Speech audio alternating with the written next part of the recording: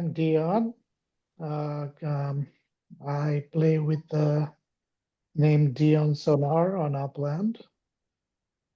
I have lots of story with Upland that I would really like to share you today, and it's a very long story. But a quick introduction. I'm here in Tokyo, Japan for the past 23 years. I graduated from Japanese university, and later I settled here as an expat or something. I've been through his digital assets, interested very long time, and I had been in the crypto for some time now. So I like to, I'm very eager to explore new technology. And English is not my first language. Though I live in Japan, I'm originally from Nepal, very small country. And nice to meet you. And that is Dara. Nice. We are longtime friends, and we will, if we have time, we will talk in detail about that. Hi, Thank you, Selter. Dion.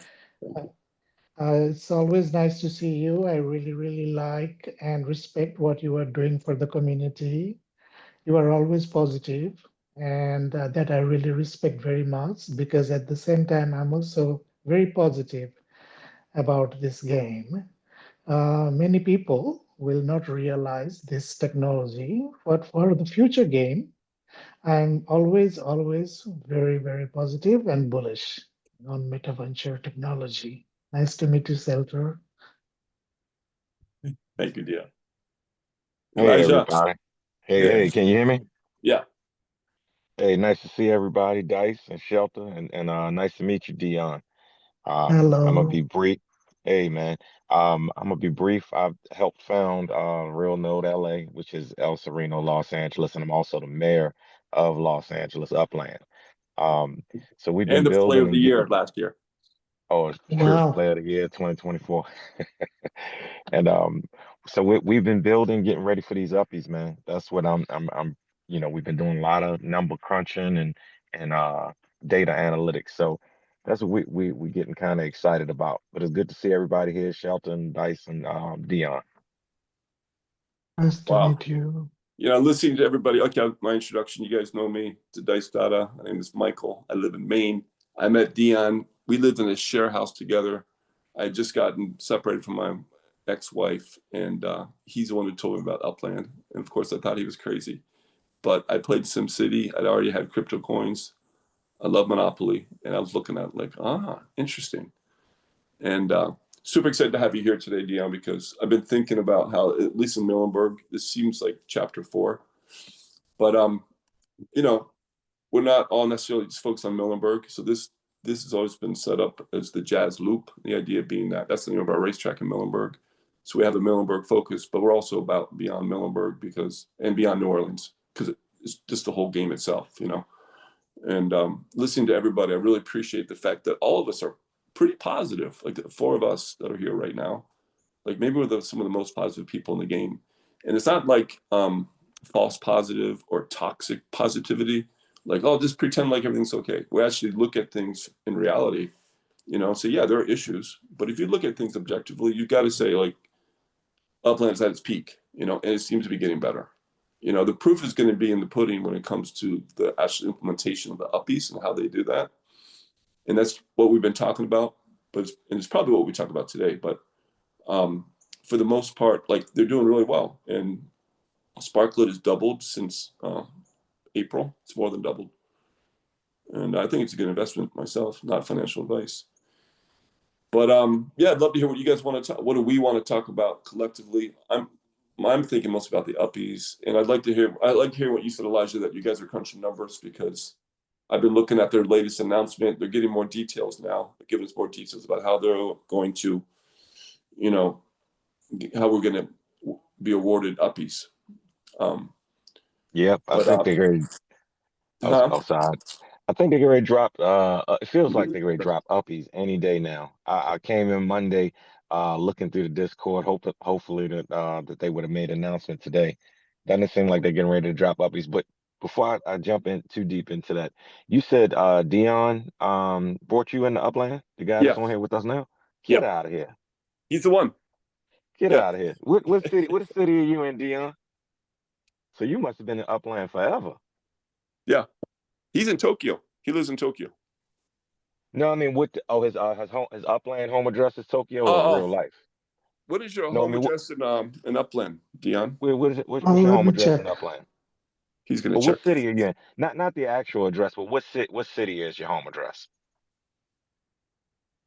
Do you In the know? game or in real life? Mine is in In the game, Tokyo. Is it's always going to be in the game.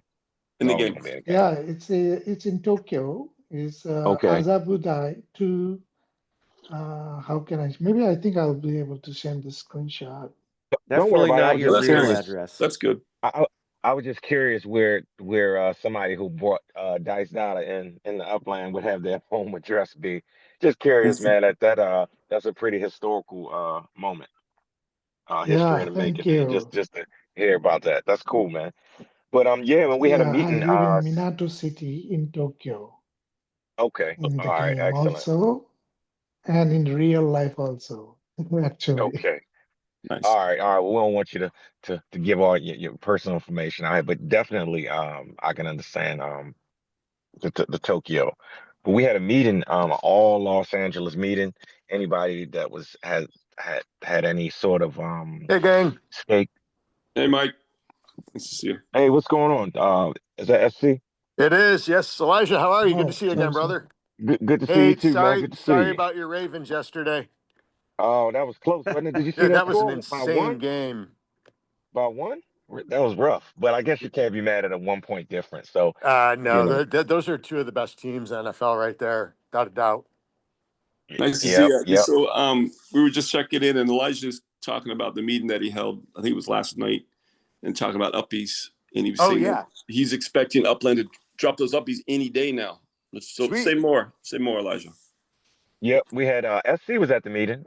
We had Okay. a Discord meeting, and we just kind of brought up numbers, brought up different neighborhoods, and showed build out percentages. We showed the variety of structures because the Uplytics has that where you can tell out of how many of the structures you actually have in your community. So we were able to look at some hardcore numbers. We even brought up Milneburg, man. So we brought up quite a few. nodes, not just Los Angeles, but we definitely brought up Los Angeles nodes. So it was Well, I good mean, information to see what as far as to get an understanding of the occupancy. The yeah. occupancy is how many living structures you have compared to your service structures. And then out of that you get an occupancy number. What I was Yeah. surprised is they don't. It's not what I infer is they're not looking at the number of properties, and they taking a ratio of the properties in a neighborhood and in a city, and what the ratio of those that are built. They're not. That's not in the calculation. That surprises me. Yeah, I don't know how it is going to be, but it just seems like it's going to be based on what your structure's living units are. So if you have a townhouse that holds three, that number three will be compared to the number that the service structures generate, which is our service structure units. I So see. the service structure units will be compared against that number three that we talked about with the townhouses, and Yeah. that'll create some sort of number. Then that's just one metric, right? There's all kinds of metrics. Oh I'm yes, guessing. I mean you're talking about map assets. You got to. I mean it's a call on all cars. They want you to, Yeah. to pretty much play as hard as possible in one area. I mean not in one area, but however you're gonna play hard. Let's just say that. Yeah. I mean, what I don't understand is I'm going to write them a letter. I was thinking we do it together if you guys want to, because they did ask for our input on this. And I think if we're going to compare cities, if they're going to be competing, it should be by tiers. So I don't want to compete with LA. No, New Orleans is too small.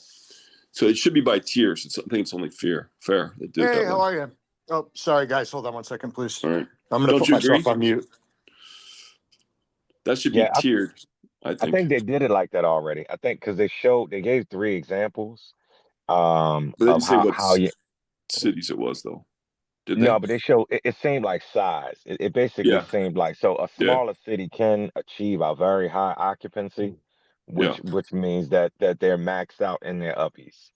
Yeah. So it does it does give smaller localities a chance to maximize. Yeah.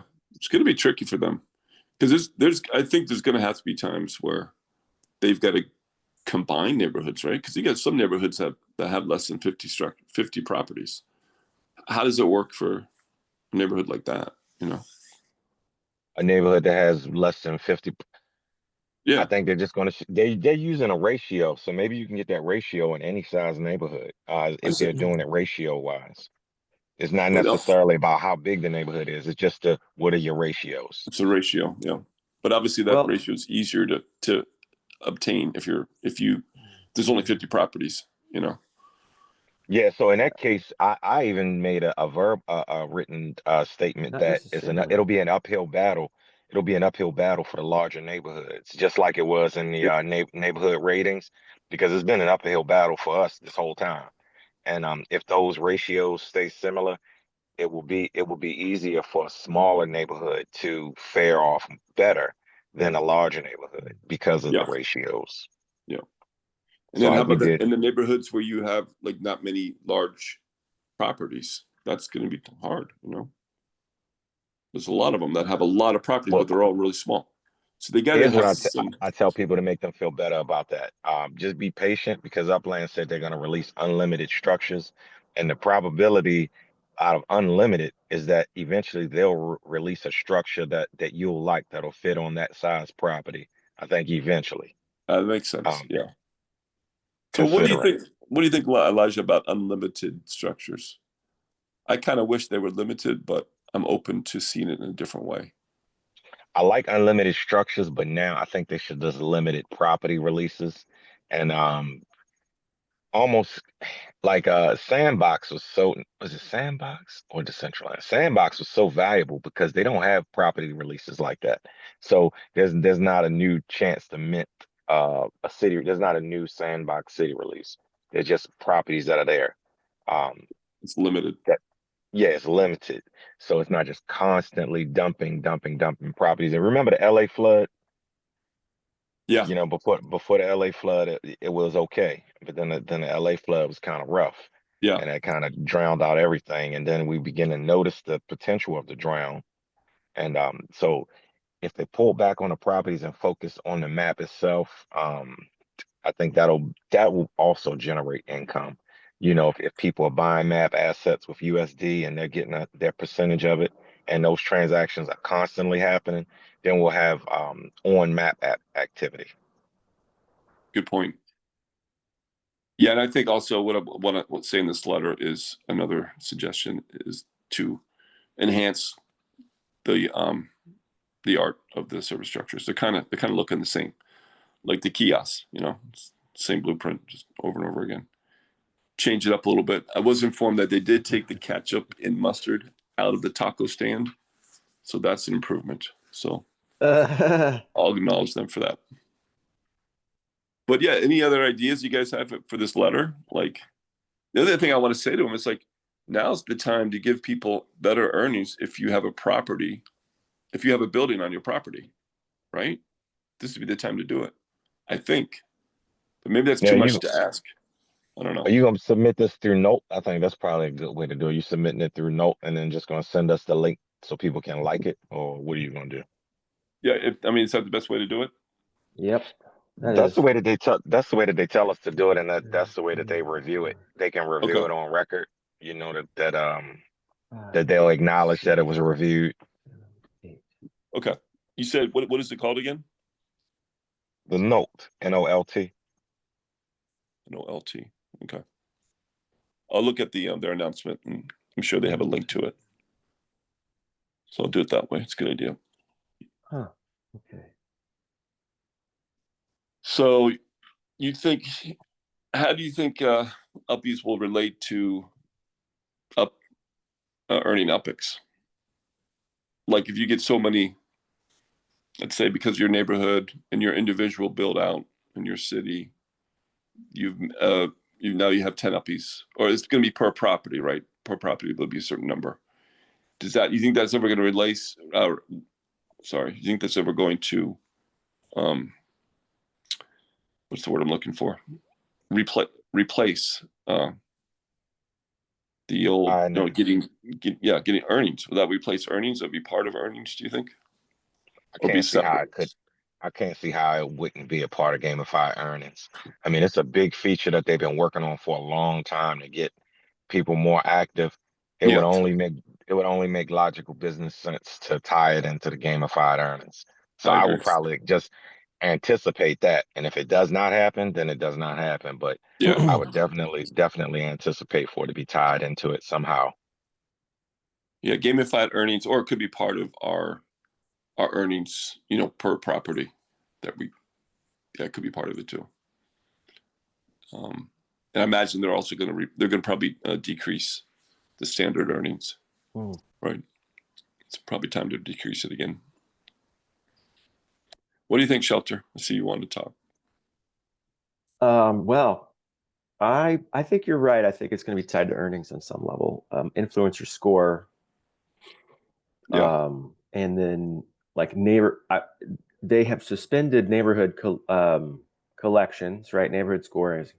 So that I know, I don't know, but like I would bet hard that the neighborhood upgrading mechanic would come back, but will be influenced by Uppie scores and stuff like that. They're going to replace the other way they used to do it. That makes And sense. Yep. and I think it's possible they would do some sort of hybrid where you still earn a base score when you purchase a property, which may go all the way down to that 5% and that'd be what it is. And then the only other way you can increase your earnings would be by having Uppies moving in to your neighborhoods or Yeah. wherever. I don't want to say to your neighborhoods because that is, I think that's one of the best ways to go for sure, is to be all in into one space. But again, if you've just built everywhere as a player, if you're in that camp, like, and you've built at least wisely, like, your builds are going to be in nodes, like you're probably going to benefit from that, I agree. too. So that's not only that, but you're benefiting those nodes too. So you're not like a problem for anyone. You're just a different strategy, right? Like that's kind of a cool thing. Here's one thing I wanted to add to Upland talked about in the announcement that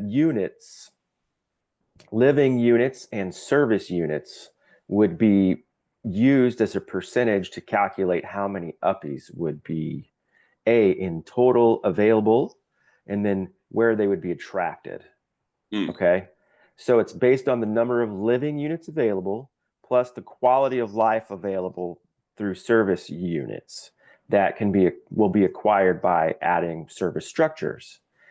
They didn't really talk much about how they were going to factor in employment with like factories and Metaventures yet, but I would say that might come out in Section 2. Remember, this was titled Section 1 or the first announcement.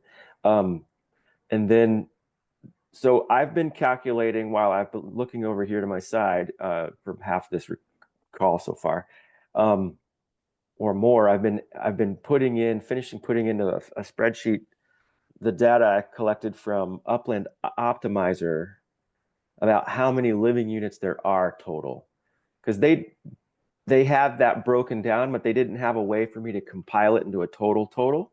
So in fact, I have done that, and the entire total of living units currently available is 414,628, which is less than I expected. I thought it'd be more than that too. In the whole game? Hold on a second. Sure. Maybe this is still. It's got to be more. Let me go look at Now, this. that could be right. That could be right because a lot of properties only have one living unit per one, Yeah. like the micro houses and the small townhouses and the LA Chics. So let me give you an example. It says that there are 94,405 completed micro houses.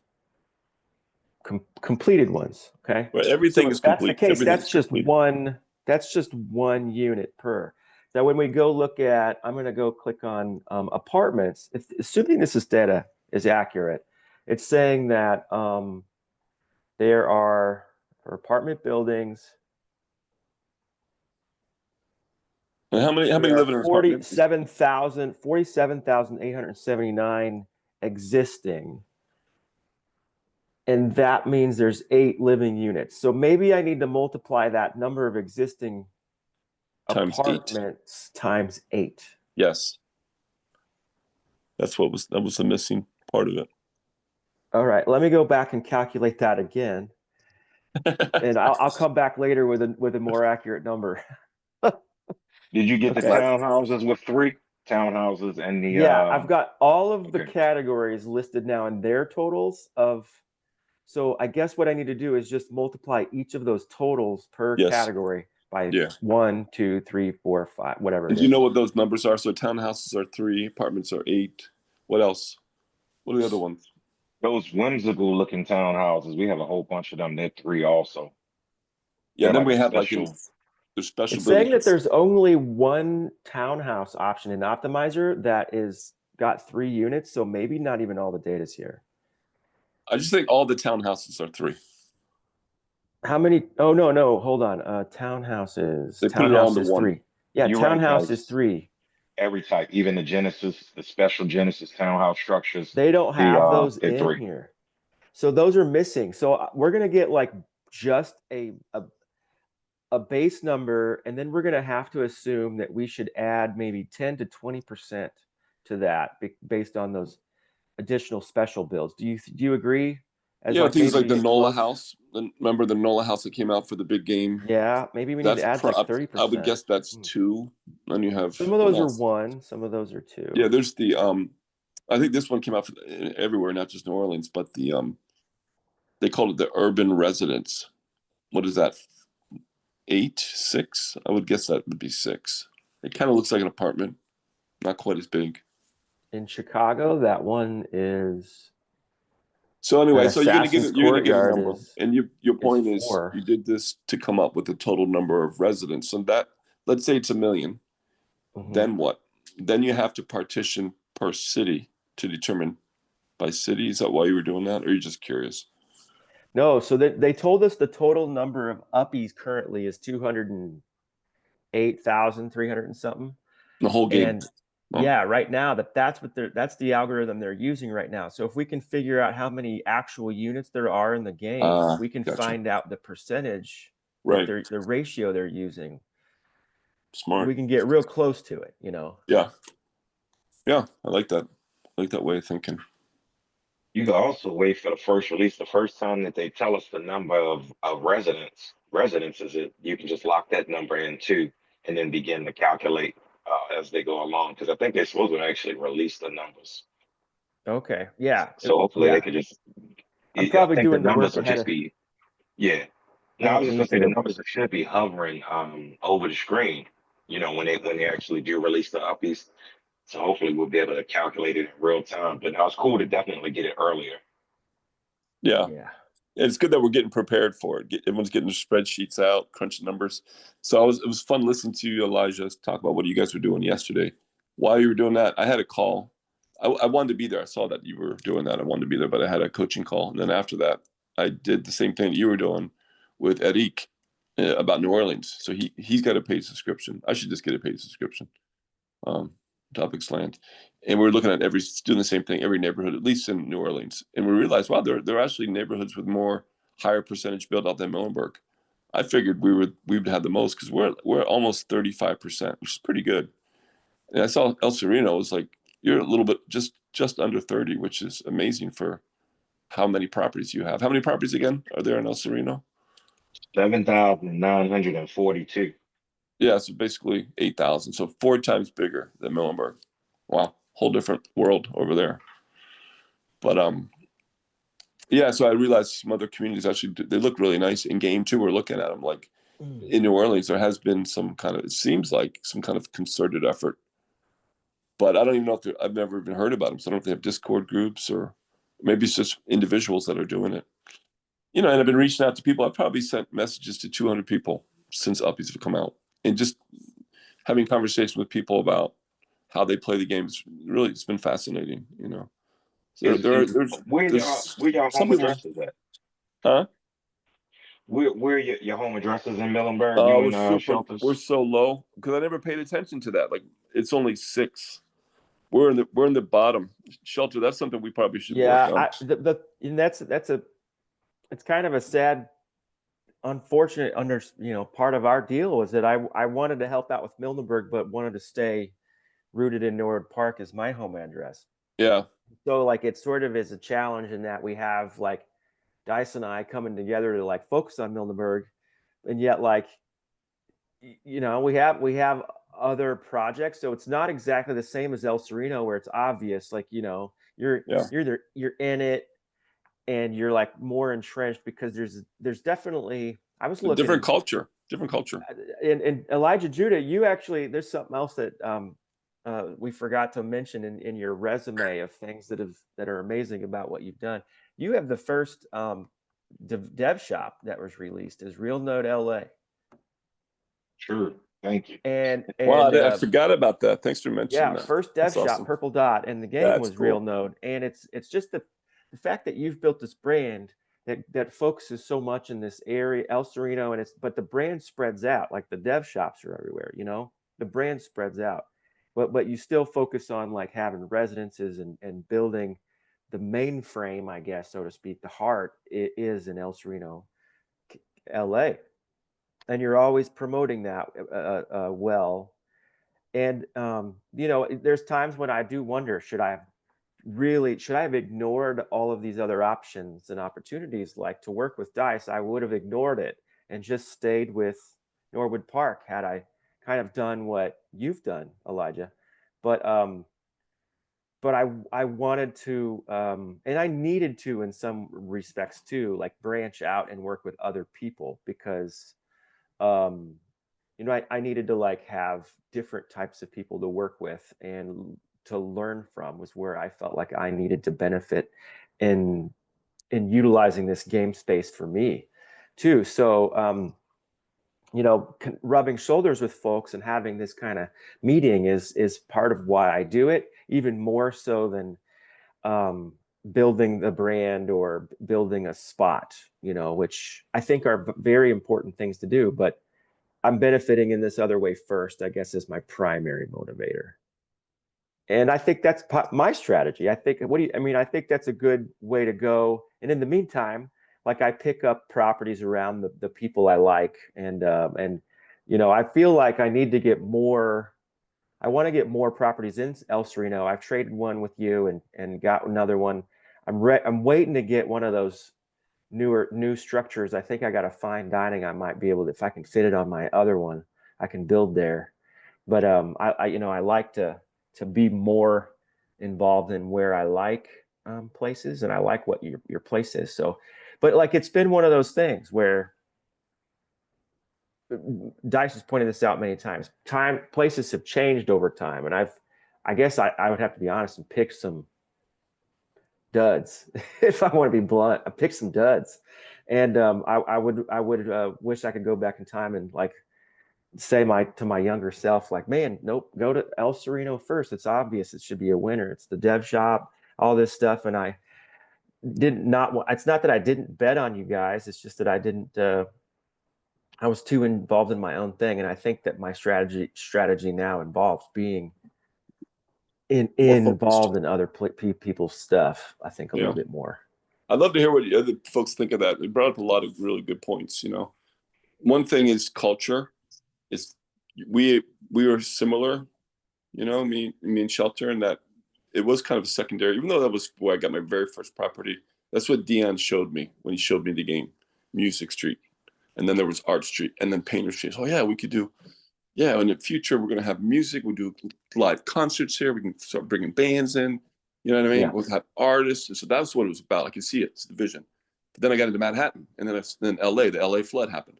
So I'm like you. I've got properties everywhere. I got 4,000 properties. It's crazy. And so I've been trying to pare down, but it keeps. And then Rome happens. Like, fuck, I got to go to Rome. I got a little ADD too. You know what I'm saying?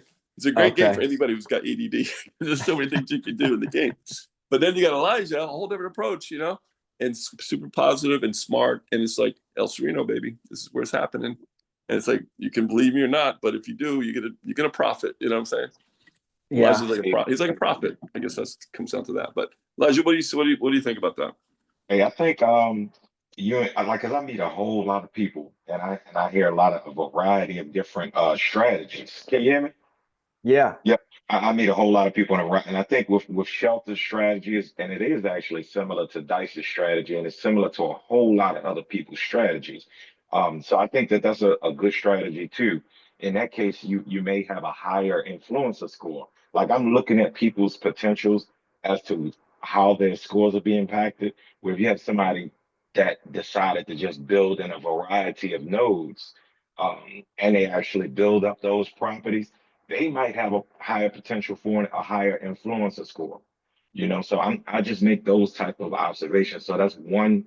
The thing is with Upland, there's so many gameplays that's happening, gameplay strategies that's happening. You shouldn't waste any time criticizing anybody's game strategy because all of them kind of line up with each other. So I think that what you're doing is cool, man.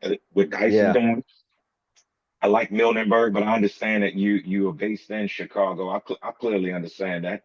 So I may even ask you how's Chicago doing Yeah. because I I want to I have know, like, are you going to move to Baltimore if Baltimore as a city opens? you better absolutely believe that with a So fact. is it going to be your real node Baltimore? No, it's gonna be the Or, real note LA in Baltimore. okay, gotcha. So the real note LA in Baltimore.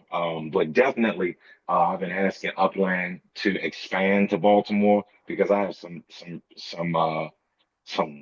wild next level ideas, man, and it's so possible. And I want to thank my heavenly Father, Jehovah, for all possibilities.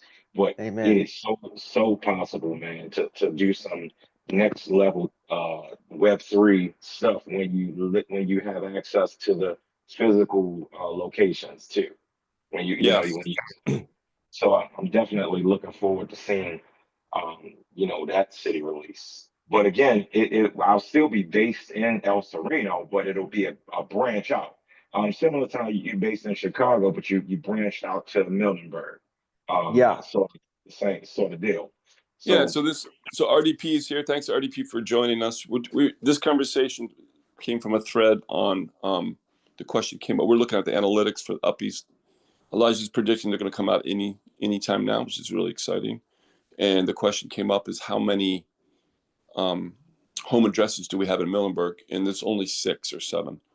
And we realized that's one area we haven't done good at because we didn't even have our home addresses there for a while. I do now, but it was never a focus. And I think it'd be probably easy to increase that number. We could do it, run a contest, and have people make that commitment. I think that's kind of cool, but it hasn't been a focus at all.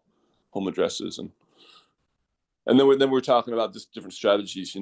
Elijah's done really well, focusing mostly on El Sereno, and other people have done well by being more spread out. But so yeah, I'd love to hear from you guys too, Dion and RDP, Mike. What You know, Go before ahead. y'all say anything, let me just say what's up to RDP, man. He dropped some very important data. He drops a spreadsheet that contains the service structure and the service structure types. So he's a man, he's a hard worker, and we thankful for Buddy. What's up, RDP? thanks. Thank, Welcome, thank RDP. you for that, RDP. And Mike's phone. Glad you're here too. And Mike, what's your in-game Boy, name again? that's SC Kicker. SC What's your Kicker. name? Okay. SC Kicker before? Sorry. Yeah, no, I've seen SC Kicker. I can see now that I look at your face, I'm like, oh yeah, that's SC. He's a kicker, right? He's at a dojo. Yes. Yes. So, Here's one thing I which want to say martial arts do you teach? He's got it on mute He's still. on mute. He said But he couldn't teach, but I think they do Taekwondo.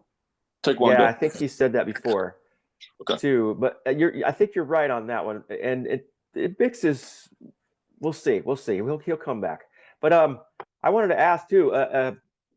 Since I'm here in Chicago, Elijah, if you ever come through, first let's plan it ahead enough time so we'll do a meetup for because there's other people I've been finding who live close or live in the city, and they just did a Chicago meetup a couple weeks ago. I was on vacation out of town, unfortunately, or you would have heard a lot more about it. But it apparently didn't happen because a couple of people didn't really congeal. That said, it will happen. And I think that I'm trying again with that guy in the fall. But if you ever come through here, I'd love to make sure we intentionally meet up over coffee or something and talk about like strategic ways that you think would work connecting with businesses on the ground here for within Upland. I've gone into some shops and talked Upland with them directly one-on-one. Eddie Roke and I, the Metaverser, and some of the other old OG Buckers came up with an actual couple pages, pamphlet, a flyer, and a packet, and some price points, which probably should be shifted in order to make it make more sense. But you know what would I'd really like to meet up with you if you're coming through here and we talk about that some more. We could go into a couple places and even connect, or if you have friends locally here in Chicago, you know, we'll go and Shelton, how about you guys take that offline? That's a great idea. I see the SC Kicker's got his mute off, so let's let him. Hey guys, sorry, I had I walked into my business and I had a surprise fire inspection walk in. Oh, Jesus. So everything went good though. So we're good to go. Nice. Yeah. So we teach Taekwondo, Brazilian Jiu-Jitsu, and Filipino Arnis, stick and knife fighting. So. But it says karate on your shirt. Yeah, that's one of our brands. It's Karate Charlotte. Okay. So SC we're talking about like different strategies again, and like, and also preparing for uppies. Where's your mind in those two areas? You know, so I'm trying to be, and I know me and I got to meet with Elijah the other day in our meeting, but I'm just trying to right now. Me and KO are trying to diversify, and we're trying to have a good like variety of different structures that we're building. And man, these super structures or service structures, they take a long time to build. So we're just slow and steady wins the race, right? So we're just kind of picking away at them, and we got our spark trains going and everything. Our home addresses is a lot lower than I would like it to be, but it's hard to keep people in one spot, I feel like. So we have a pretty large community as far as how many people follow us now, but it is hard to keep people in one particular area. I know with like the giveaways and stuff that we do on our streams, and we had a lot of them this weekend with the Gen X contests and the comic book questions and trivia. One thing that we do to try to keep people in our community is we pay the UPX fees to anybody that wins if they are in our community, if they have a home address in Hyde Park. So just a little perk, for those people. We've got some different creators that have offered like 20% discounts for our members, for like map assets, that type of stuff. So we're starting to think about that and getting that number up, because I did realize when I was talking with Elijah that score is a little bit low. We've got a pretty large community. We've got under 9,000 properties. So as far as a percentage, we're under 20% built out. So we're significantly lower than a lot of the other nodes. But like I said, slow and steady, we're going to just try to keep building it. And, I think for me, culture always comes up. I would rather have a better culture within our community as opposed to the best numbers all the time sometimes. And I think that stuff would just build over time as more stuff is released. And I feel like if we're diversified with the type of structures that we build, I think that's going to help the overall attraction, hopefully, of the uppies and things to come. Hey, that's excellent, SC. I want to add one thing to that, man. Don't be so hard on yourself. I look at your numbers just as frequent as I look at mine. And I think when you do a pound for pound comparison, your area is doing pretty excellently when compared to other nodes holistically. I've already taken a look at the numbers. So yeah, we definitely want to grow, but y'all don't be so hard on yourself, man. I've seen your numbers and you guys are doing I like you seen said, slow and steady. on Sunday, I think they must have updated the analytics. Yeah. So the numbers that me and you looked at on Saturday night were actually different than what I looked at on Sunday when KO was pulling them up, which was kind of interesting. Did it get better or worse, or did you feel like they stayed the same? They got a little bit better in some areas. I mean, it's only going to move so much in a week or two, but there were definitely some more structures that were done and completed. So I was excited to see that. You see that little bits of improvement. If we can get just a little improvement, every week, I think that's something to shoot for. So RDP, you haven't had a chance to say anything yet. If you can hear us. RDP's the master of trivia. Yeah, it's like Killed it yesterday. your lane. We're in your lane right now. I love how numbers have all of a sudden become so important in this game. It's like way more than before. It's like, well, we got to figure this shit out.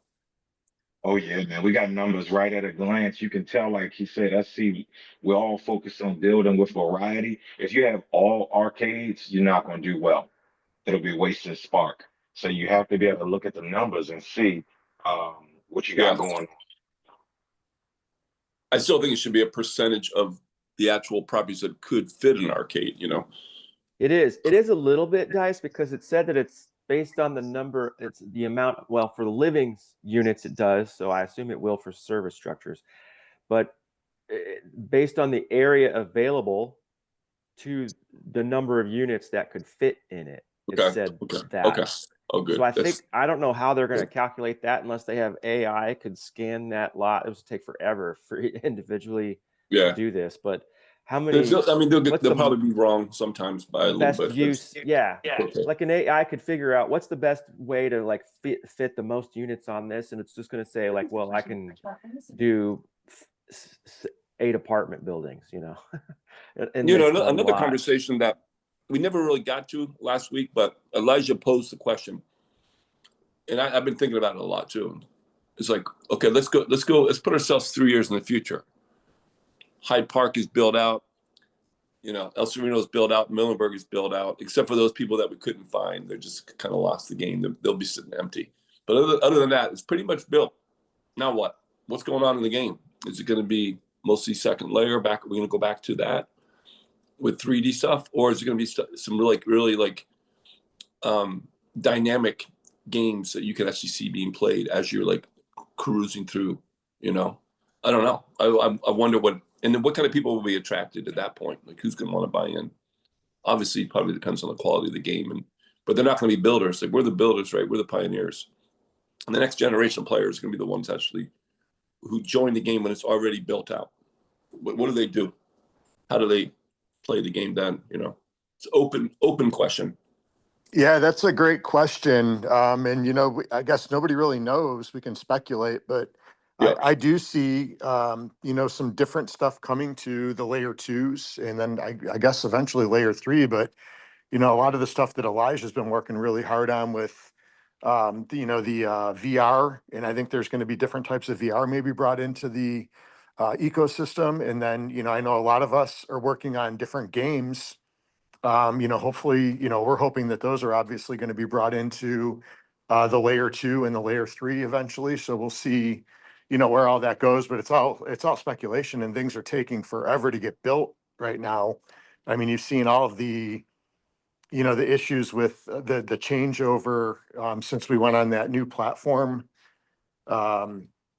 away from EOS. I forgot what it's called now, but I know like Use has had a lot of trouble. I don't know what's going on over there with the Spark Exchange, but it looks like some of it is obviously working, because I know Sam Mahoney and his crew have done a good job acclimating to it. So I think it's not too far down the road. I think I think things are going to start heating up on that front. So we'll see over time. Yeah, I agree. Dion, RDP, what do you guys think? Where do you see the game 3 years from now? I'm sorry, I was listening all the time, and I was waiting for my turn to speak. So thank you, that is Dada. I am very grateful that I have so many things to follow up, and you guys are taking me to another world.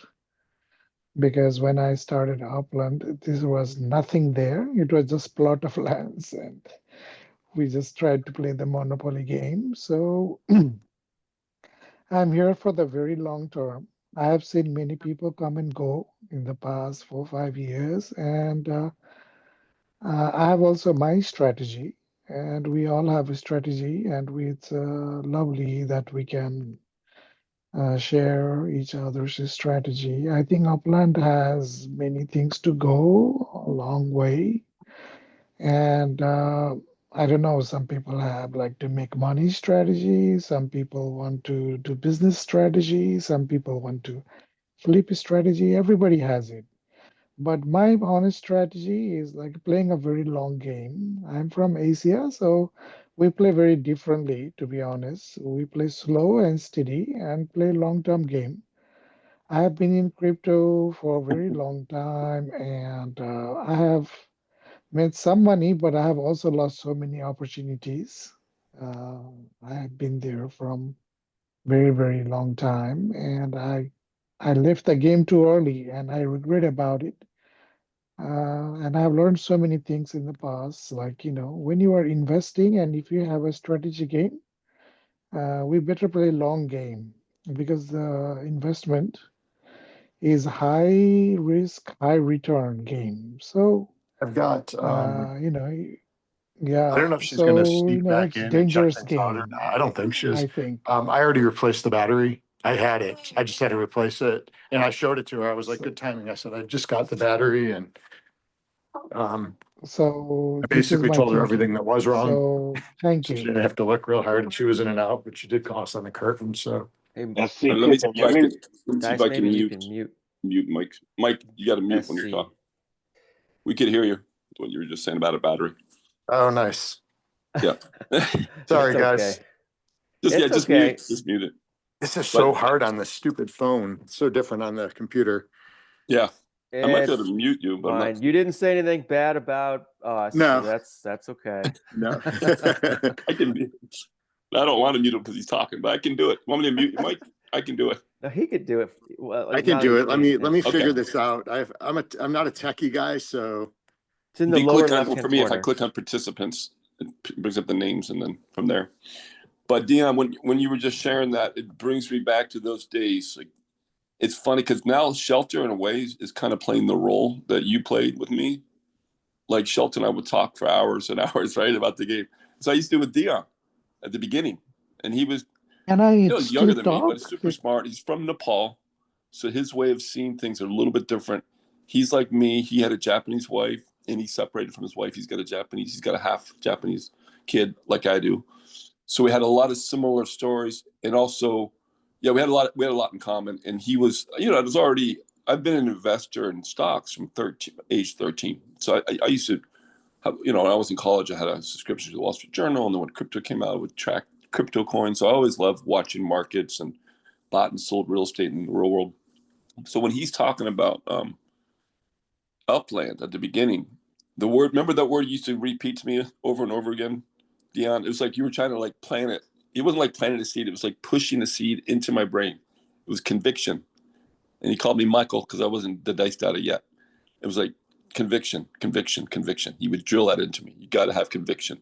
The other thing that you drilled into me, Dion, I want to give you my props, is it's about generational wealth. So everything you guys are saying, slow and steady wins the race, like Hyde Park. Elijah too, consistency. Elijah shows up day after day. But all of us have that long-term perspective. And we're not foolish, we're not stupid, but we know it's risky. At any point in time, Upland can pull the plug and it all goes to zero. That could happen, unlikely, but it could. We know that. We know the risk. But hearing you say that, Dion, it's like I just want to say thanks because you were right. It's about generational thinking for the long term. He's a hodler, right? And now we're starting to benefit from it, and it's still really very much the very beginning stages. Wild. So I just want to say that. Yeah, Yeah. because like the majority of the crypto OGs right now who exist and who are billionaires now had conviction. They came to the market in the darkest times, and they were always traders and they were like profit makers, but they didn't make this so far. And it's still early and it is just the beginning. It's like a golden era is just going to start. But many people, I don't know, like still they don't have confidence. But when the market sentiment is positive, it blows up. That is what crypto is. So uh, every 4 year cycle. Last time when we jump into Upland also, it was a big cycle and it cooled down a little bit and it filtered out the community, which is a good thing in the long run. So the hands up still are gonna stay, and that's my thinking. So yeah, Yeah, that's a good point. Thank you. I think what happens to a lot of people, and it happened to me too, to a lesser extent, is you get attached to it. You get really excited about how well the game is going, and you want to see it go a certain way. And either you have unrealistic expectations, or maybe sometimes Upland messes up, and they don't always do exactly what they say they're going to do. It's going to happen from time to time. But and then when you get in the group thing, people start complaining together. I can see why people drop out of the game, you know. But I think it takes discipline.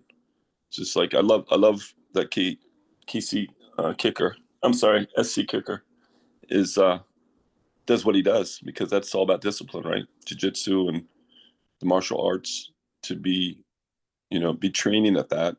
You got to be operating at a pretty high level in your life, and I know Elijah does too. So that's where we bring up leadership a lot, at least in the Milneburg community. It's a big part of it. It's like you got to know what is your tolerance for the game.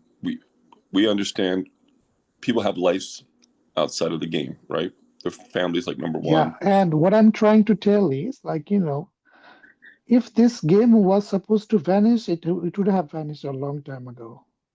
Right. Like, Good point. they have come through cycles, and I have seen the process. They have made their promises, which 99% of the crypto tokens don't make, or crypto games don't make. So, Yeah. like, it is still here, and we are still here. And, like, if they have been this long, they have some plans. So, Yeah, and they've it learned, is they've a very gotten big. better. So, Yep. yeah, but we all can have judge about it, and there's up and downs in the games, and Yeah. when you're investing, and when you're emotionally invested, and your intelligence are invested, sometimes we get tired. So in that time, we just need to touch grass a little bit. Yeah. So yeah, and every time we can jump and come, and at the reality we have our different lives, so we need a good balance. Yeah, that's what I'm Well said. thinking. Sorry, you understand my English?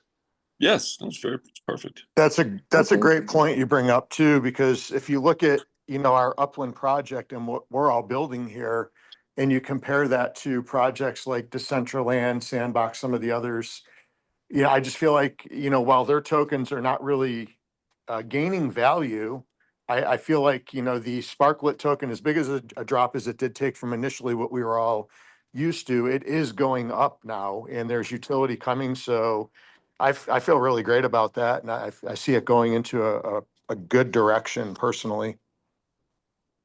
By the way, I just want to give our RDP a voice. He says he's not able to use his mic, so he's been texting.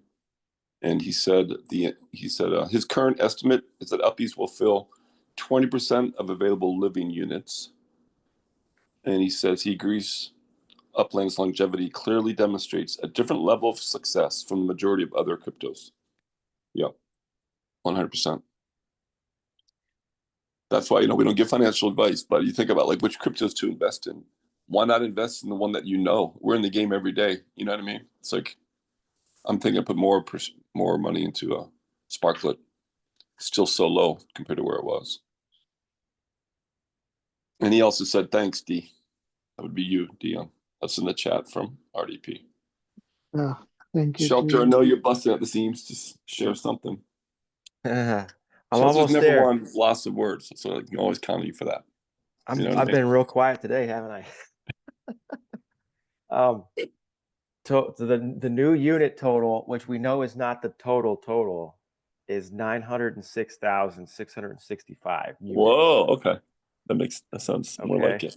Nice. So let's if we were to guess, how many more units do you think there are combined with the properties that are not listed in Upland Optimizer, which are not the Genesis structures and are not a few? Okay. I think, like you mentioned, there are other kinds of townhouses, right? Like the Winter Wonderland townhouses. But first, let's share with those who weren't here before how you came up with that number, right?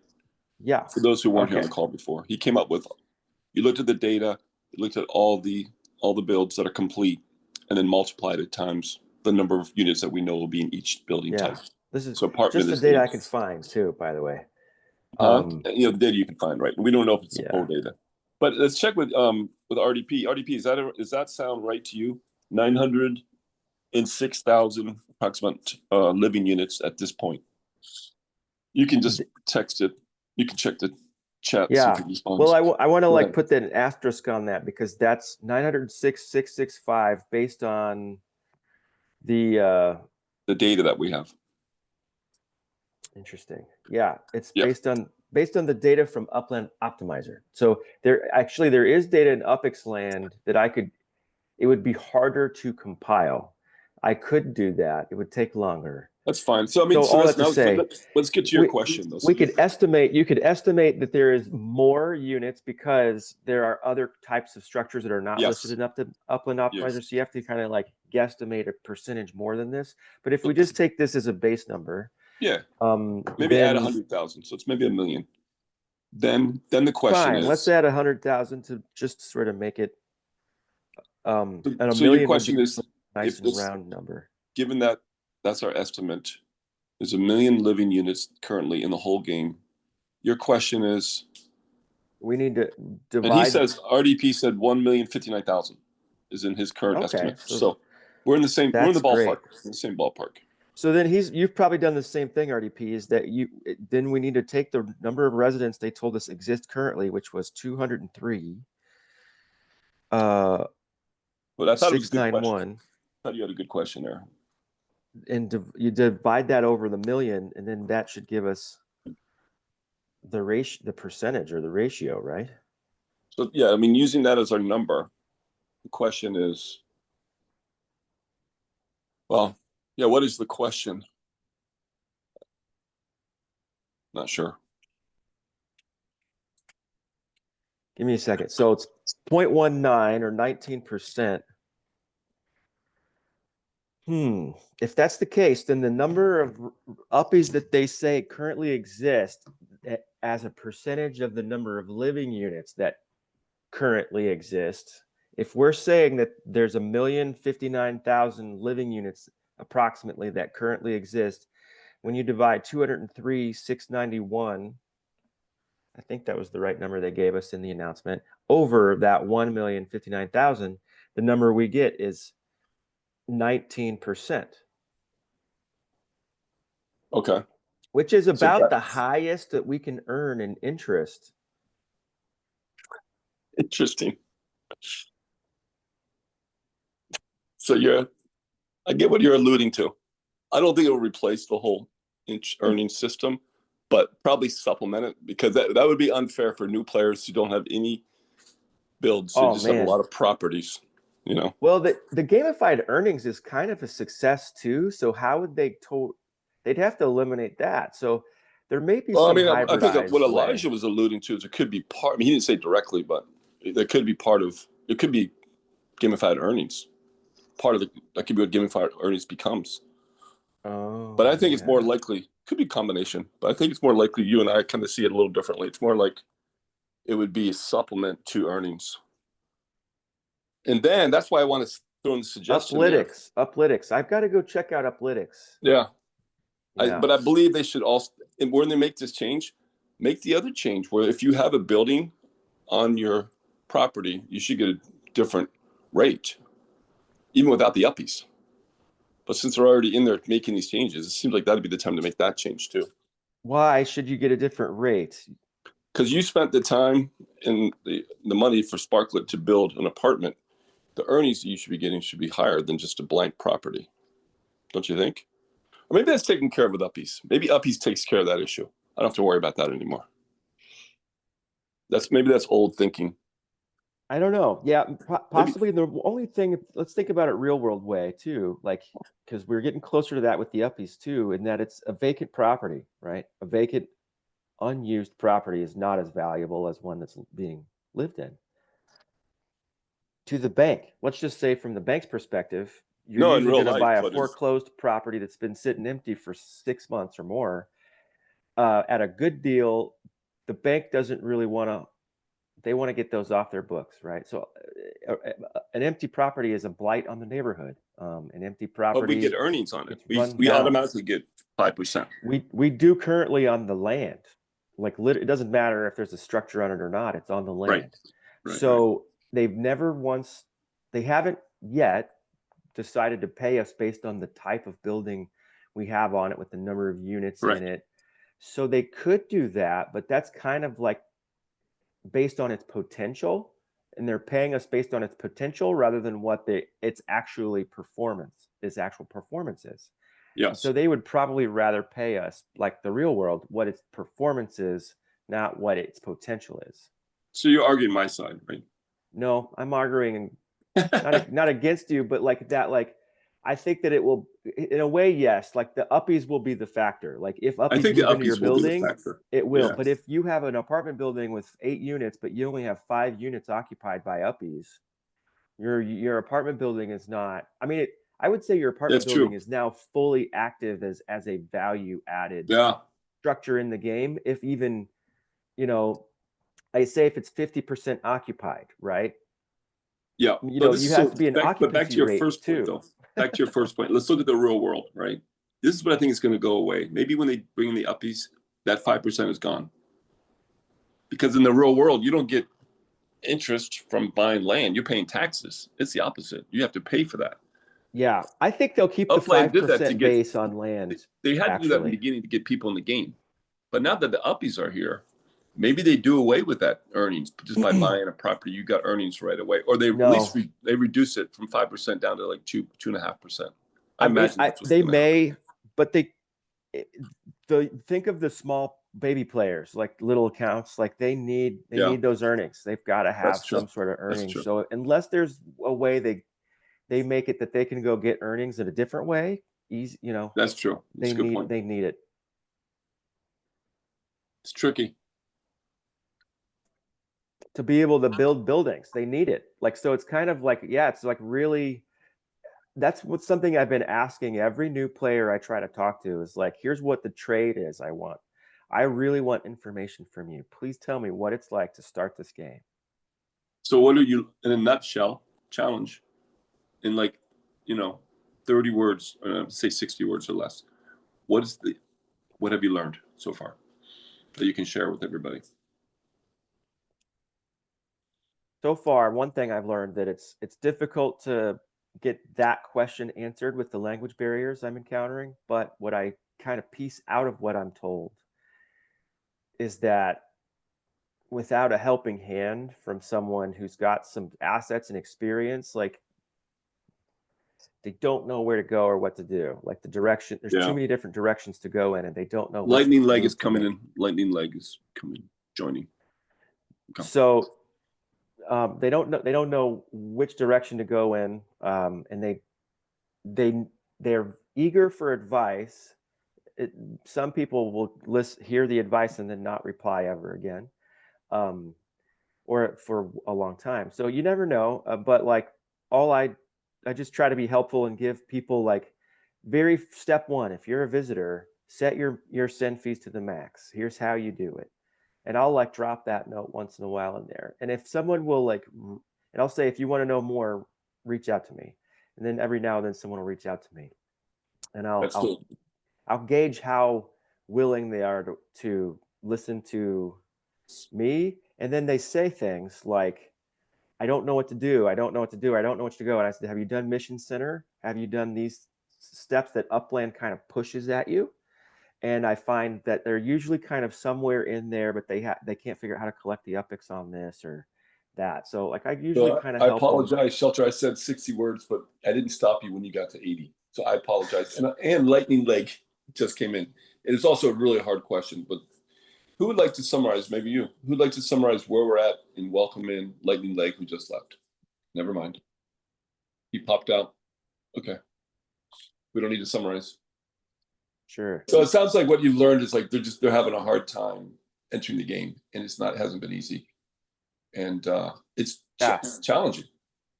I got a question from a guy who's also new, because I've been reaching out to people, right? And one guy asked me about, he's not very active. And I said, we should talk. He didn't want to talk.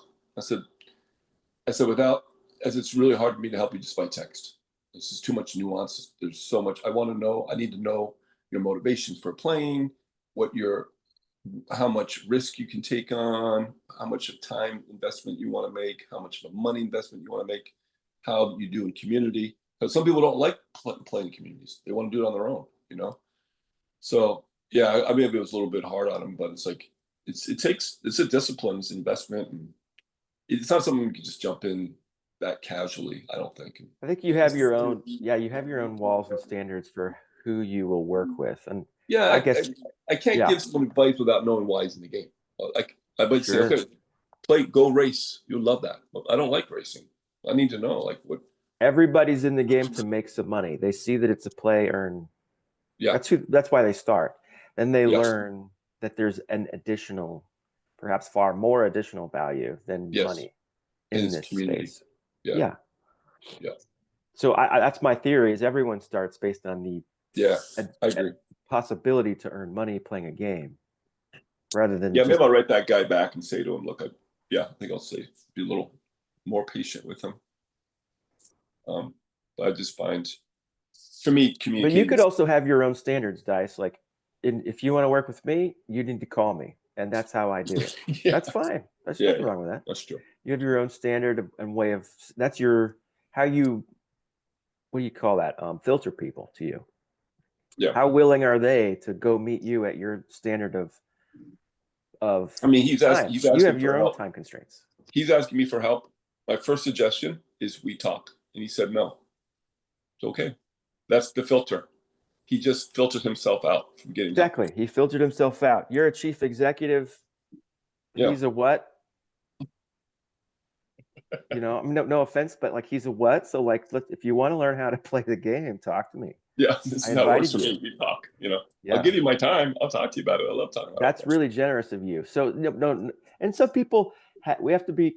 I mean, so there will be your way, and I think that's great. And then there'll be my way. I'll try to like talk to them a little bit through that and like meet them where they are a little bit. That's more me. So I'll be that level of guy, and you're going to be the deeper level. You know, where I'll send them on to you for the deeper layers. You know. Yeah, I like that. I also in this letter to Upland, I do want to suggest they revitalize the FSA.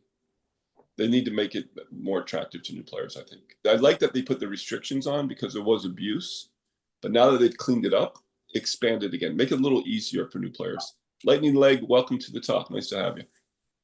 And also, SC Kickers is not unmuted, so. On purpose this time. So, okay. So one of the things is you were talking about that is, you know, it is tough sometimes to get people to open up and talk. And sometimes it could be intimidation because, you know, some people have larger accounts. Maybe they're a beginner and they don't want to feel stupid, whatever it is. One thing that I've been trying to do more of, because I kind of feel the same way you were talking, is that I'm trying to find like a common ground, something that they're interested in outside of like upland life in the real world. And if you can find that connection, and you know, if you've got someone that's into like the video games or VR, you know, you can turn them on to Elijah's group to keep them engaged in you know, in the metaverse and keep them in upland long term. And I think if we could find those common interests and get them linked up with the right group, because not everybody might be a fit for martial arts, and we know that. But hey, if they're into racing and they want to hook up with like City Pigeon or Mass Chef or those groups, you know, for the long term, that's going to be great. I know they're going to really appreciate that. And, you know, hopefully we'll be able to network with them more down the road as well as a new player. Yeah, that's a great point, Mike. I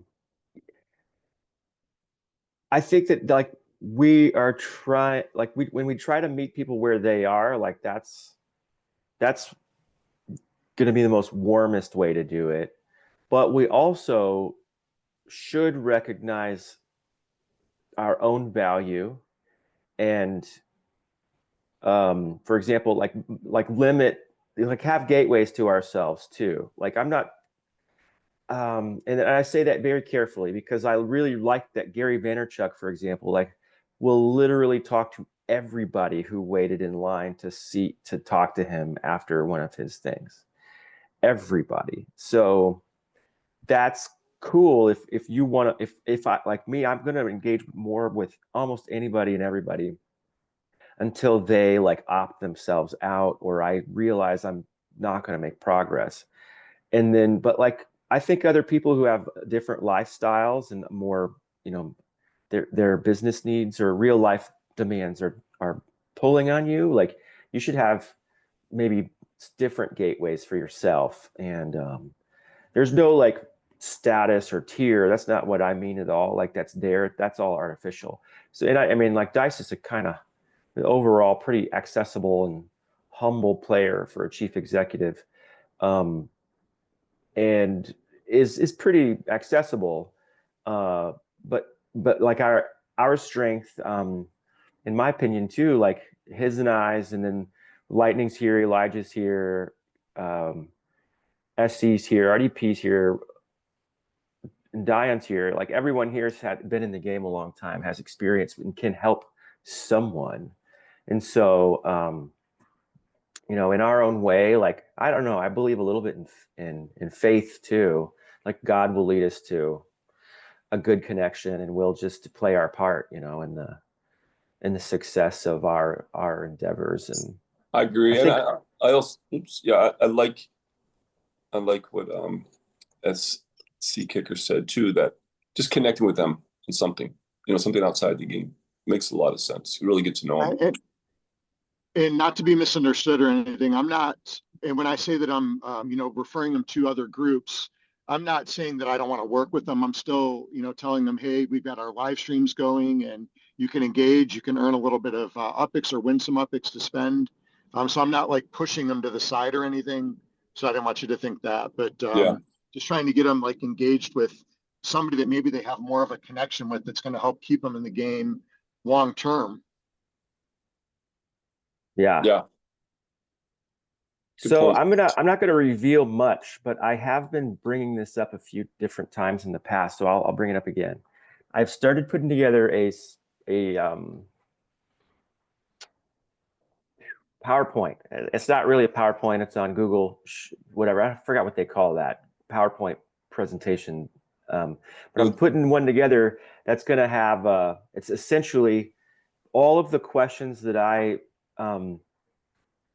answer, like FAQs, essentially for new players into this. And then I'm on a path to creating a dev shop. I want to create a dev shop that's going to like have a landing page startup space for new players, and how it will, like, I'll need players like you guys to be sort of opt in on the mentorship end, where you'll benefit by gaining access to the FSA properties that the new players can buy, and they'll trade some of their FSA properties for help, guidance, and direction to pro, which should be able to be done within 2 months easily for these people, if not 1 month. And so I think we'll get better at that and come up with a process. I have a structure of a process now, but it's got to be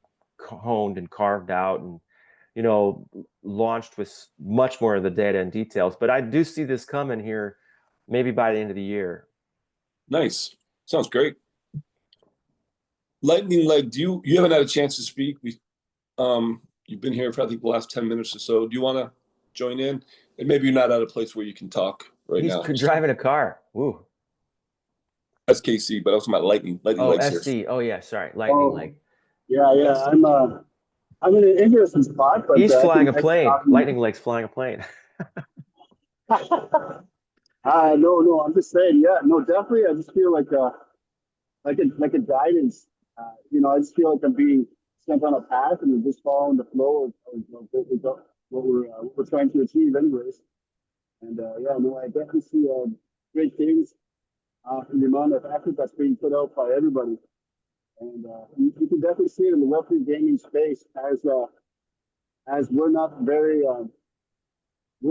It's hard to find us on the web, to be honest with you, with all the other metaverses out there.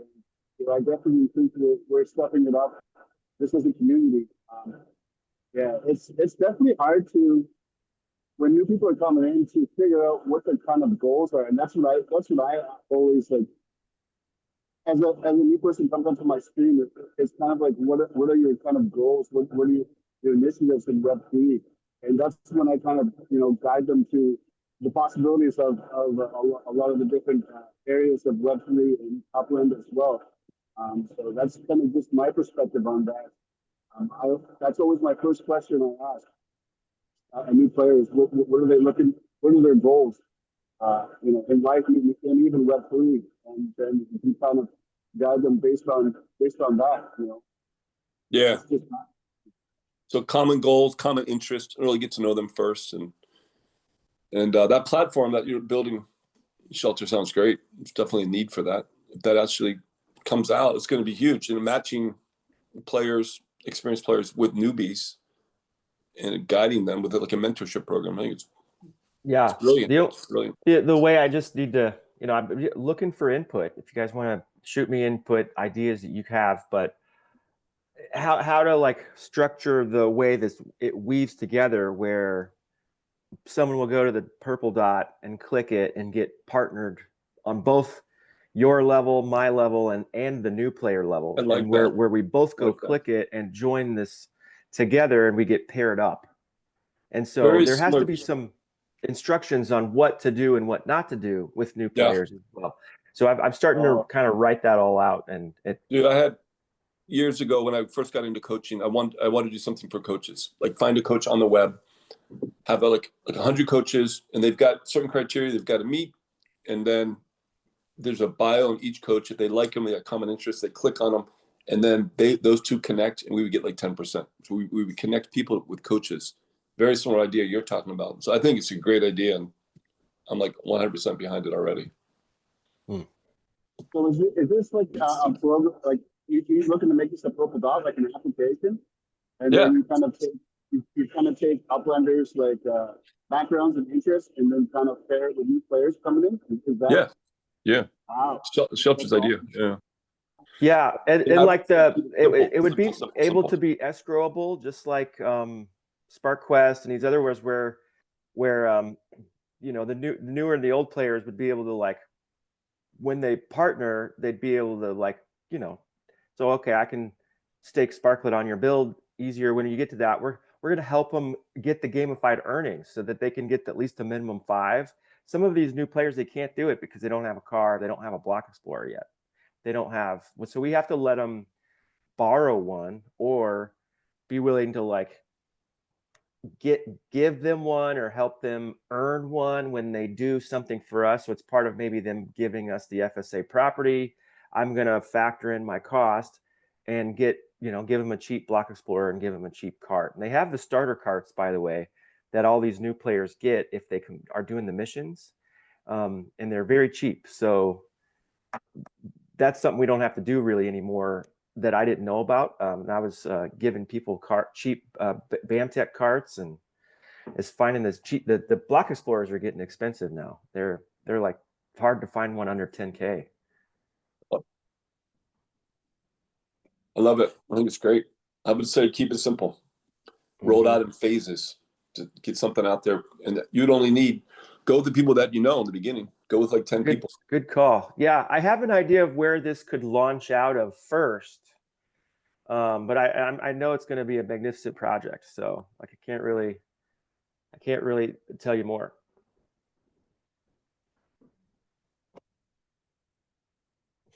Next topic. It's great.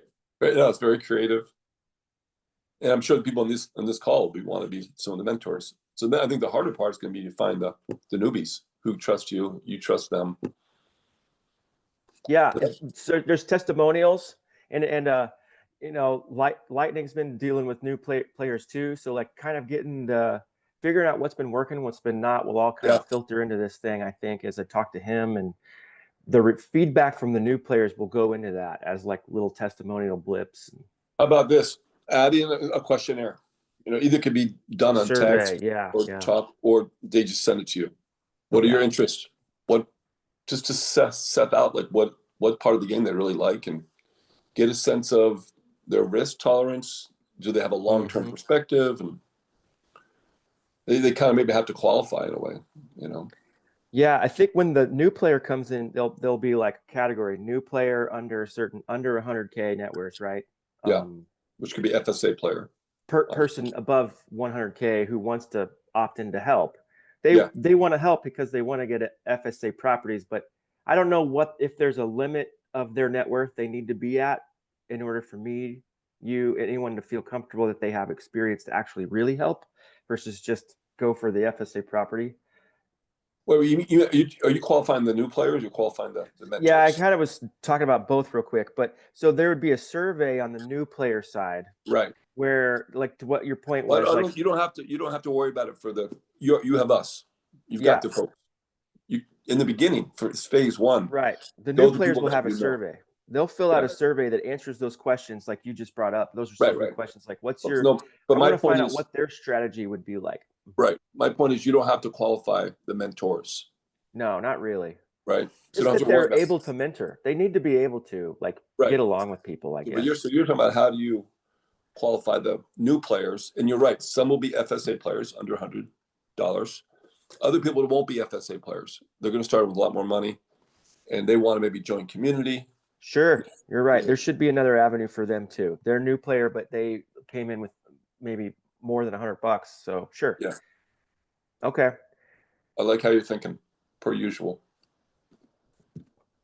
All right. Thanks for letting me mention that. Like, I feel like this is an important part of like what the Uppies announcement, like as sort of a, we're still on the wave of novelty that is, right? And then that like is generating, in me at least, and I think in others, like novel ideas on like, how can I capitalize on this energy, this wave that Upland has given me, kind of like we did with New Orleans. We jumped on that, like, and started building and helped people focus in Milneburg, which would benefit us and them if they had properties there.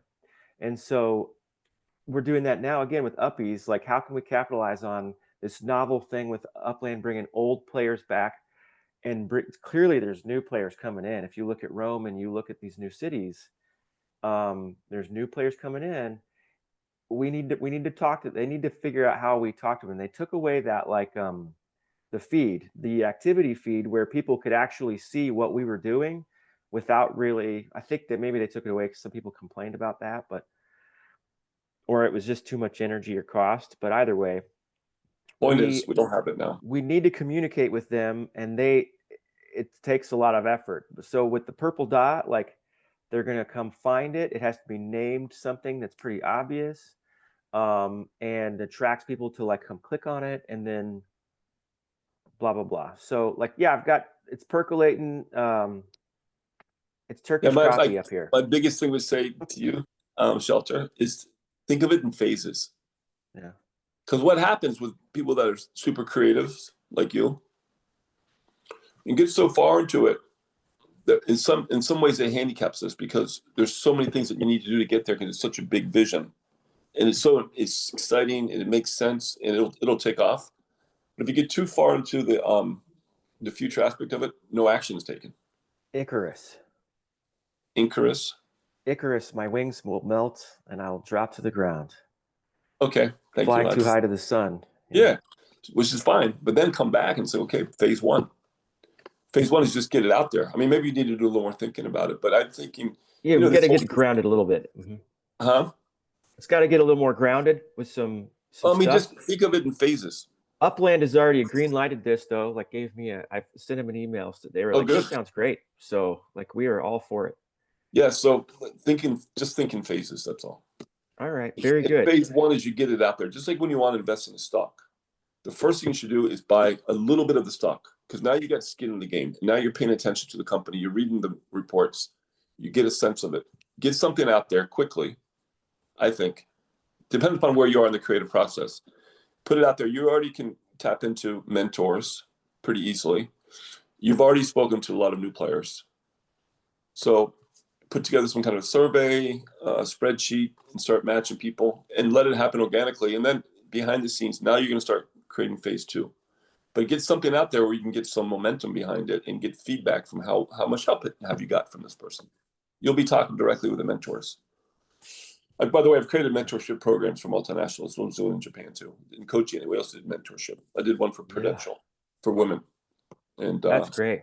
so we teaching mentors how to be coaches. Instead of giving them advice, ask questions.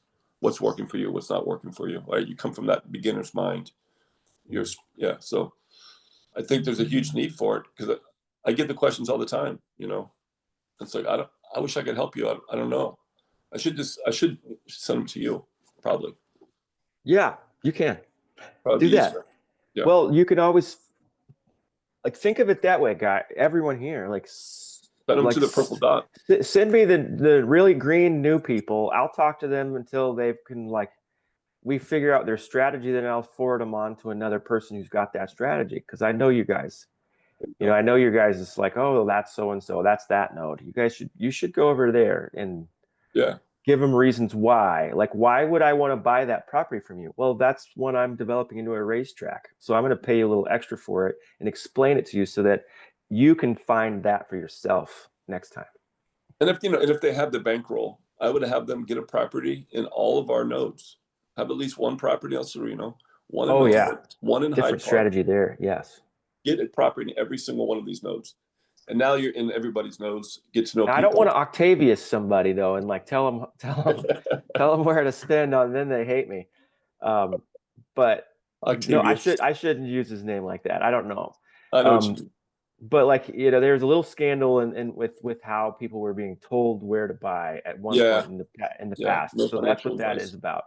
And I just know a little bit of the story that was made public on YouTube videos, which you can go find yourself if you want to look into that yourself.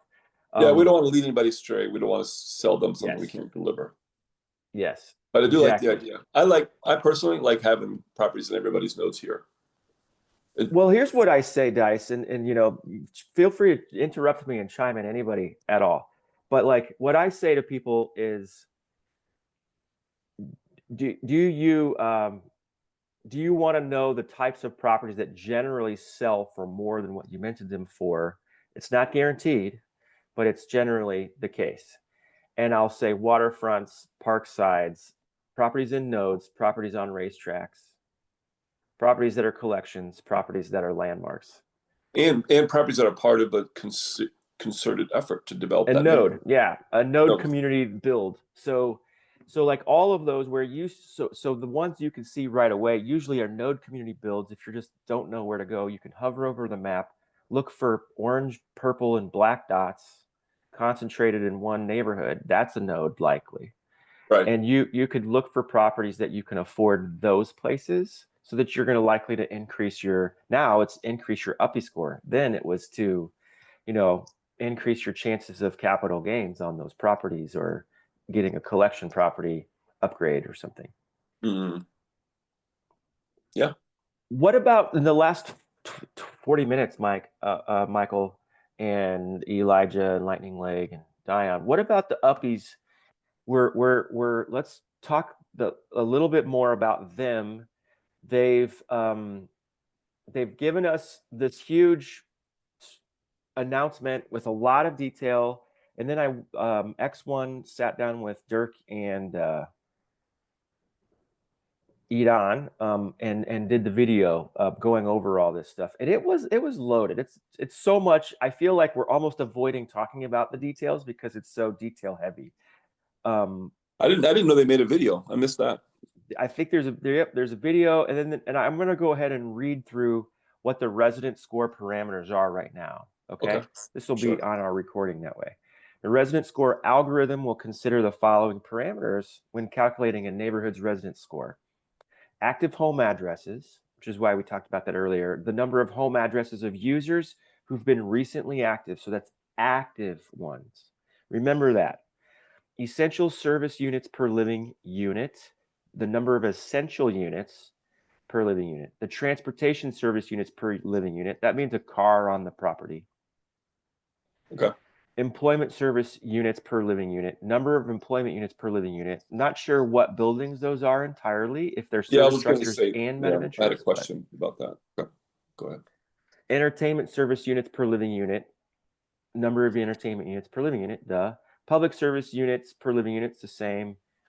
essential service structure variety. So that's the variety that we have in the essential service structures. Essential service structures. The variety that we have in the entertainment service structures.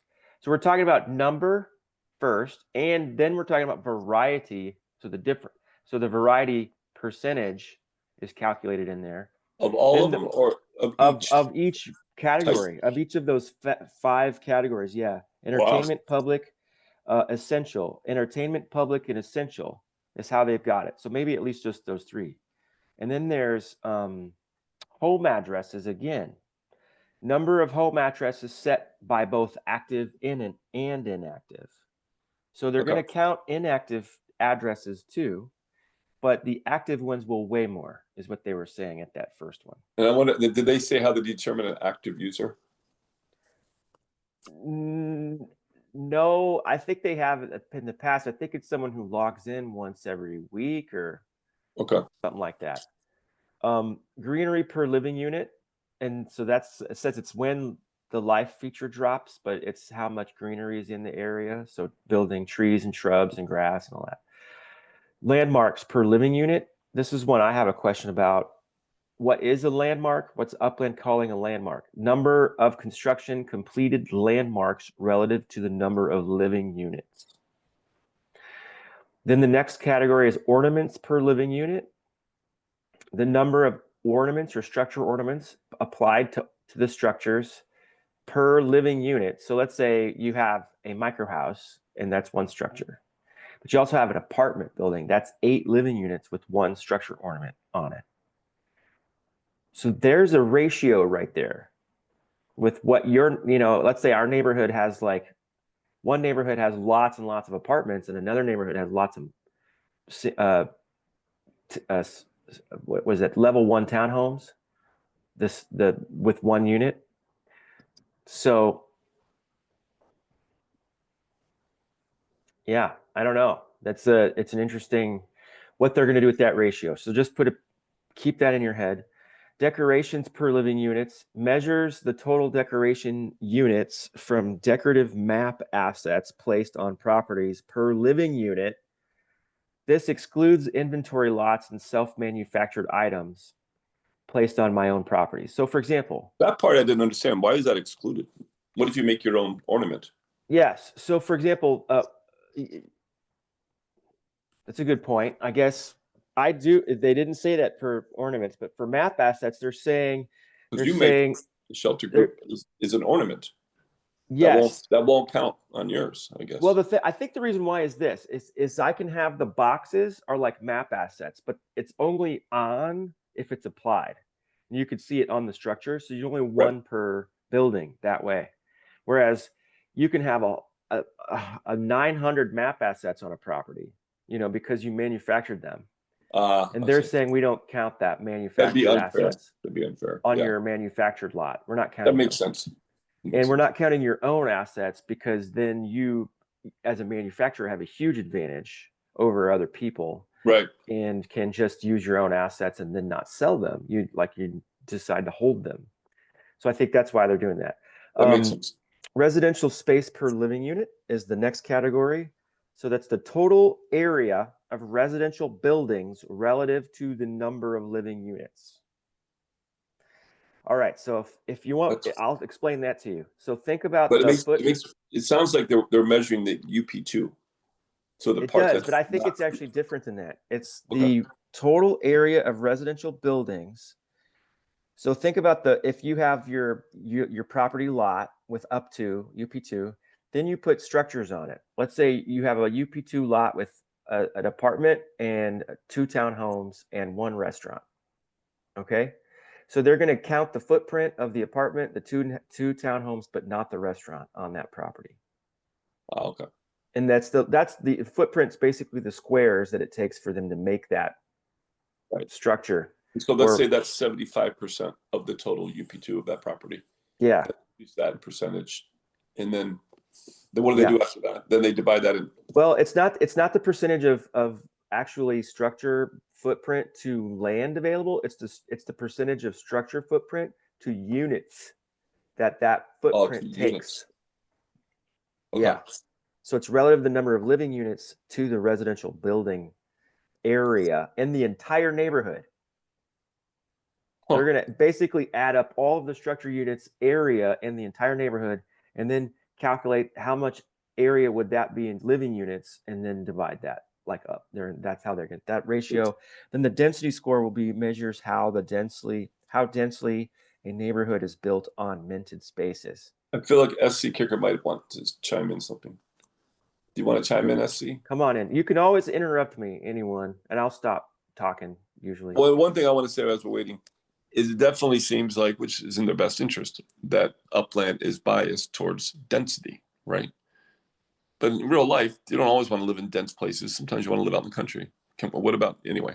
But that's the bias, so that's okay. Yeah.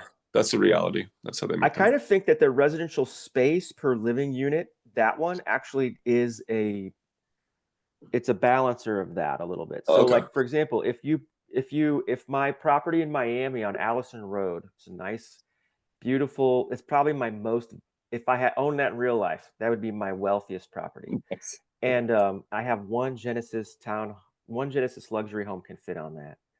And I have some map assets on it, but like I'll probably put a few more on there and make it better. But Well, other that than one has that, got a like lot of that's gonna space. be that's got to be a luxury neighborhood. It's just what it is in real life. Right. It's got to be a luxury neighborhood Right. for the Uppies to really like it. I think they're gonna want it to not be very dense.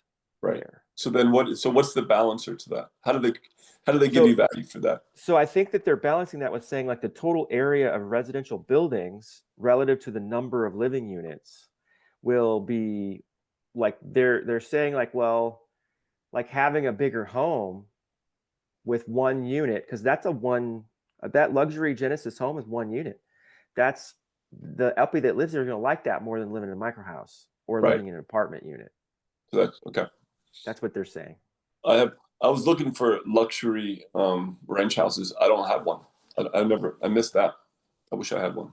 Oh, I missed it. Well, you don't have that one because you didn't buy the $89 bundle. Oh, okay. But I told you I would help you buy that. I would help you build that. Because I've got the ornament, but I can't. There's no place I can put it. I put all my ornaments on buildings last night. I was doing that. Oh, you just need a standard luxury house.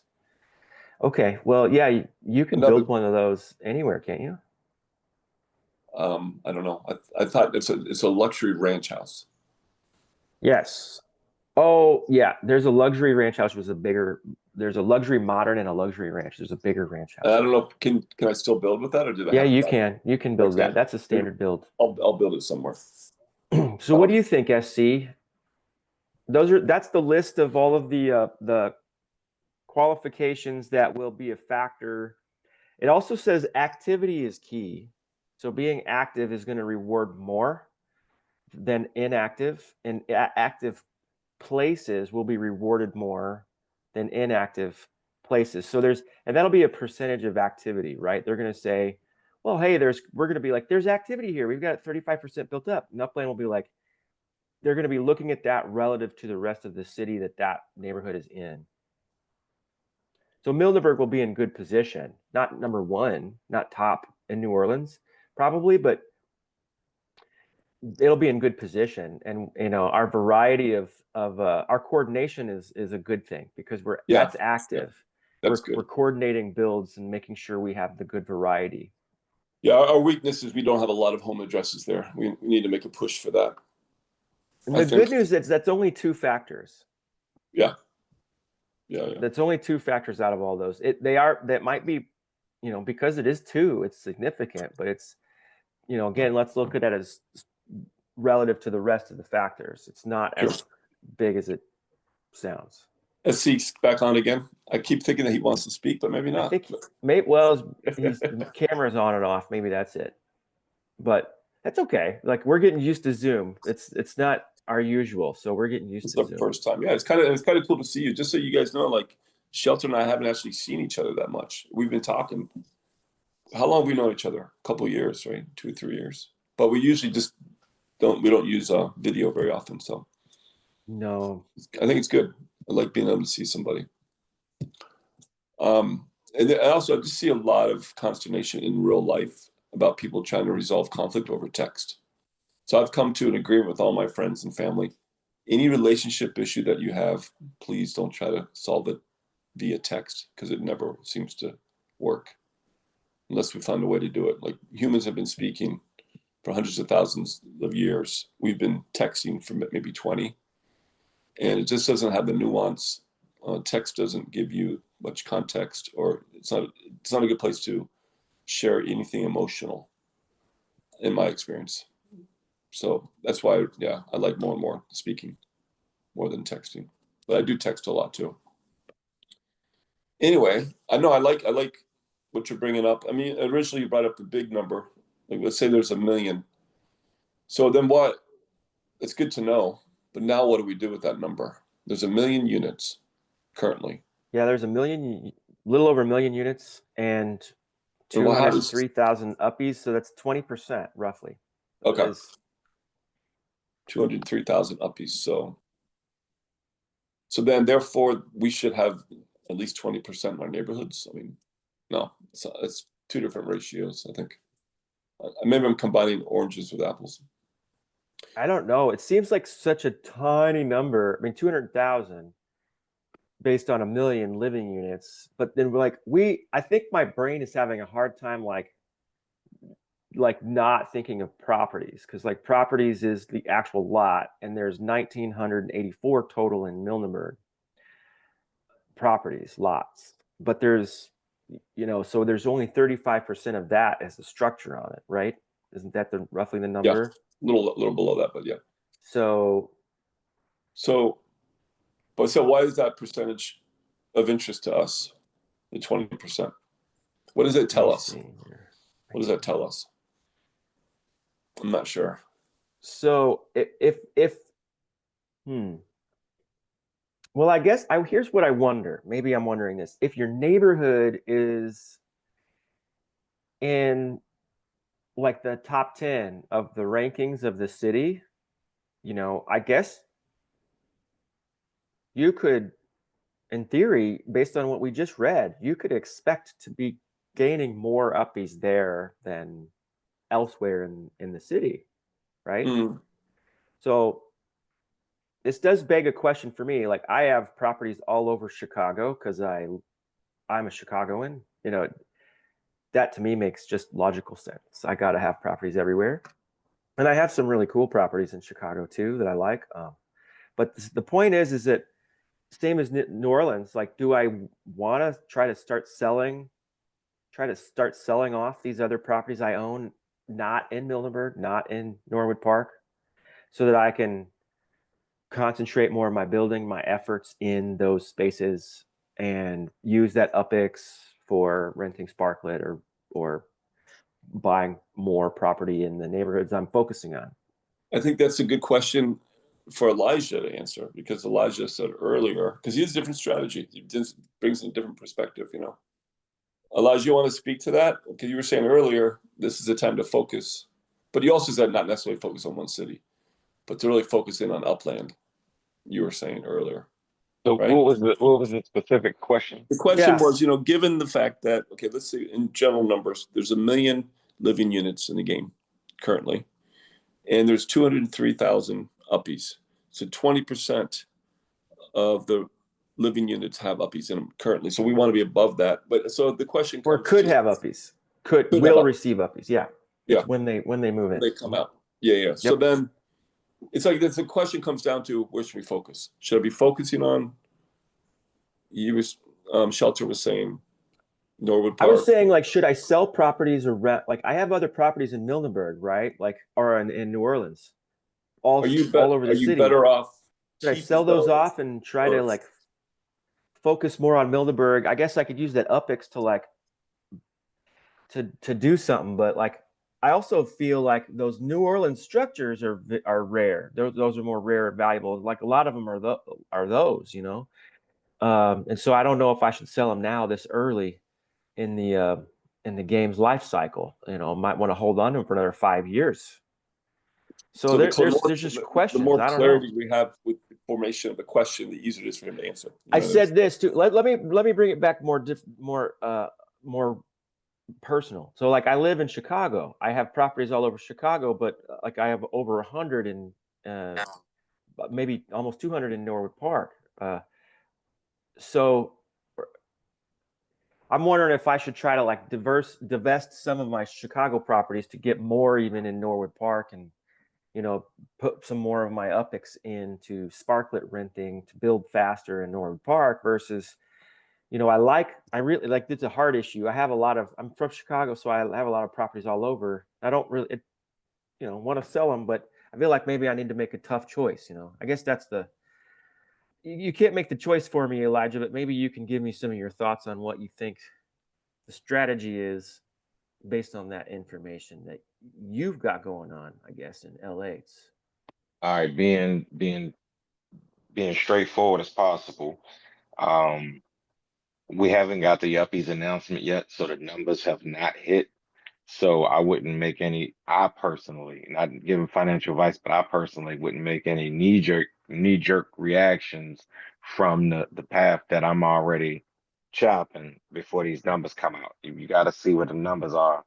I would just be on the numbers first. The person that is reviewing the numbers once they drop from Upland, and able to process it and digest it and respond to that. That's what I would do, and that's what I'm going to do. I'm gonna waiting for the numbers to drop. But we're still building in one area. But you have a different strategy where you're spread out in Milneburg and Norwood Park, and that's fine too, and other places too. So everybody has different things they have to focus on. You have to look at your score that comes out. That'll be your influencer score. um, look at your influencer score and how it's being impacted and see that, maybe being spread in these nodes are helping you. So, if you're building out service structures in all the areas that you're in, as opposed to, building out one area.